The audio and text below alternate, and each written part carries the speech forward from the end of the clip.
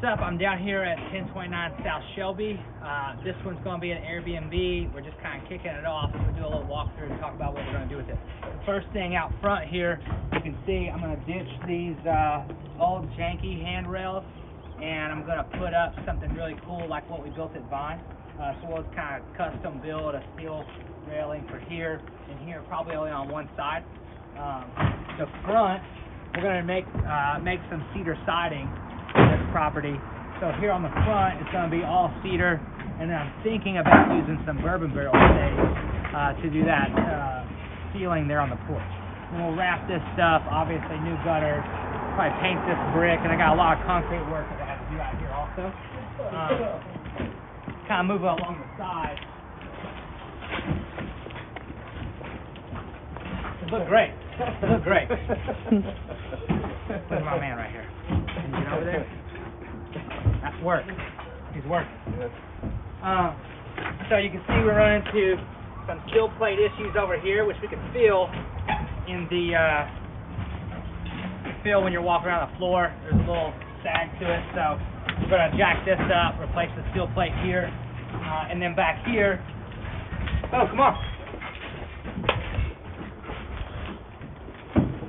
So back here, the previous agent had replaced the windows, but they screwed new windows into basically all of this rotted wood here. And I've made a little video next week where I just ripped one of these out with my hand. But basically this brand new window is not even attached to anything because all the wood is rotted around it. So we're going to take these windows out, and we are going to reinstall them and build this new window sill. This house is on the top 6 feet, going to have a cedar shiplap siding, and then for the bottom half it's going to be a navy board and batten hardy board. And then what that's going to do, so I've got this old wood siding that's actually, it's not rotted, it's in pretty good shape. We're going to take this and we're going to wrap it with Tyvek, and then we're going to put some little 1-inch furring strips on there to create a little air gap. And I can talk more and kind of talk about that in detail about why, but basically we'll put these furring strips on here, and then our wood siding and our hardy is actually going to be attached to the furring strips. So there'll be a little 1-inch air gap in behind this. So as my wood siding over here gets wet, it'll have some air flowing behind it and it'll help it dry out, and it's going to really extend the life of that wood.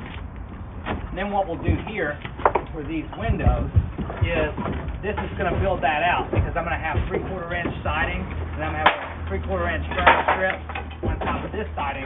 So we're going to rebuild this and put headers. There's no headers on the inside here.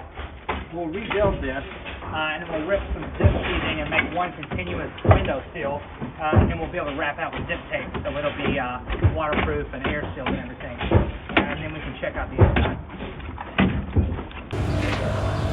So front porch area, really cool. Maybe do some type of swing or something over here. Thinking about using some bourbon barrel staves to make this little roof with. Walk in. They had lowered the ceiling height in here, so we're going to tear these ceilings out, go back to the original 10-foot ceiling. We'll leave this brick here exposed, and basically we need to add a couple of outlets in here.